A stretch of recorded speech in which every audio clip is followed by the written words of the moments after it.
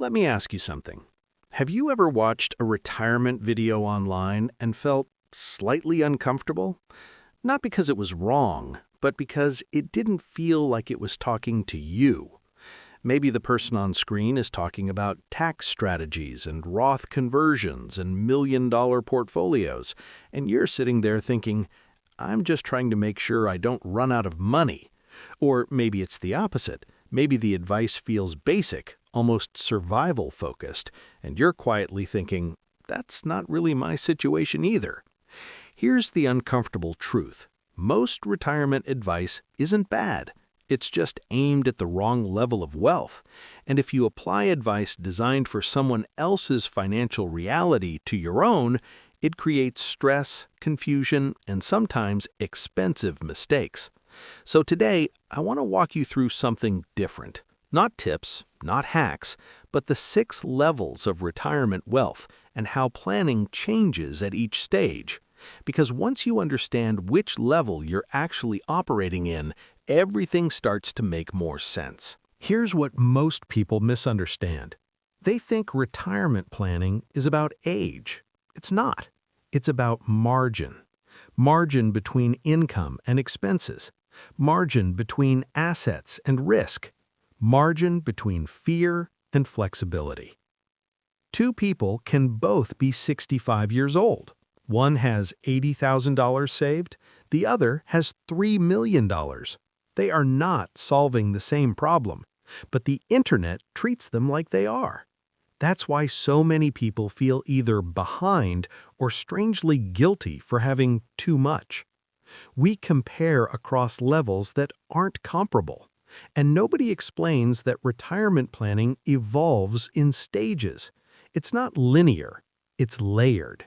And once you see that, you stop trying to copy someone else's strategy and start building your own. Level 1. Financially vulnerable. Let's start at the most fragile end. This is the person whose retirement income depends almost entirely on Social Security. Maybe there's a little savings, maybe not much. At this level, retirement isn't about optimization, it's about stability. The stress here is very real. It's the quiet anxiety of wondering if a medical bill will derail everything. It's checking grocery prices more carefully. It's hoping the car doesn't break down. The planning focus isn't investing harder. It's making sure every available benefit is being used properly. Social Security timing matters. Medicare choices matter. Understanding assistance programs matters. Because when there's very little margin, small adjustments create meaningful impact. And there's no shame in this level. Life happens, careers get interrupted, healthcare costs rise, families need support. The goal here is protection, not perfection. Level 2. Stable but tight. Now imagine someone who has maybe $200,000 or $300,000 saved. There's a home, there's some retirement accounts, bills are covered, but barely. There's stability with tension underneath. This is the level where one wrong decision, like taking Social Security too early or mismanaging withdrawals, can quietly shorten the runway. The math becomes important here. If you're withdrawing 6 or 7% per year from a modest portfolio, that may not last 30 years. But if you adjust to something more sustainable, stretch benefits carefully and control spending, it might. The stress at this level isn't survival, it's sustainability. And psychologically, this is hard because you feel okay, but not secure. Planning here is about coordination, how income sources work together, how taxes affect withdrawals, how long-term care risk might show up. It's subtle, but subtle decisions compound over time. Level 3. Comfortable middle. Now we move into a different energy. Let's say $800,000, maybe $1.2 million. This is where retirement starts to feel real. There's room to breathe. But here's the twist. This is where complexity increases. Taxes begin to matter more, Withdrawal sequencing matters. Taking money from the wrong account at the wrong time can increase lifetime taxes significantly. And this is often where people underestimate healthcare or long-term care costs because everything feels fine right now. Psychologically, this level carries a unique tension. You've done well, you've saved consistently, you don't want to mess it up. So sometimes people become overly conservative, or they freeze, or they overspend early because it feels abundant. The key shift here is alignment. Your investments should match your income needs. Your tax strategy should match your future income projections. Your spending should reflect what actually brings you peace, not what looks impressive. This is often the level where thoughtful planning creates the biggest difference, not because of fear, but because of opportunity. Level 4. Upper Middle. Now we're in the $1.5 to $5 million range. The problem changes again. You're not asking, will I run out? You're asking, how do I do this intelligently? Taxes become more visible. Required minimum distributions later in life can push income higher than expected. Medicare premiums can increase based on income thresholds. Estate planning becomes more than just having a will. But here's what's interesting psychologically.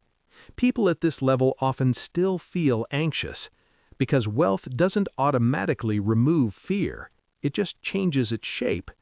Instead of worrying about groceries, you worry about efficiency. Instead of worrying about bills, you worry about mistakes. The planning focus shifts toward strategic distribution, managing tax brackets intentionally, possibly converting some pre-tax money into Roth accounts over time, structuring assets thoughtfully. But it also requires something softer: permission to live. I've seen people in this range hesitate to spend on travel, experiences, or time with family because they're still operating from an old scarcity script. Money accumulates faster than identity adjusts.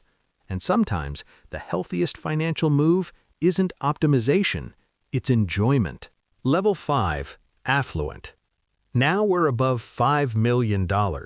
At this level, running out of money is statistically unlikely if spending is reasonable. So the conversation shifts dramatically. It becomes about tax architecture, estate structure, concentration risk if much of the wealth is tied to a business or a single stock, legacy intentions. But there's something deeper here.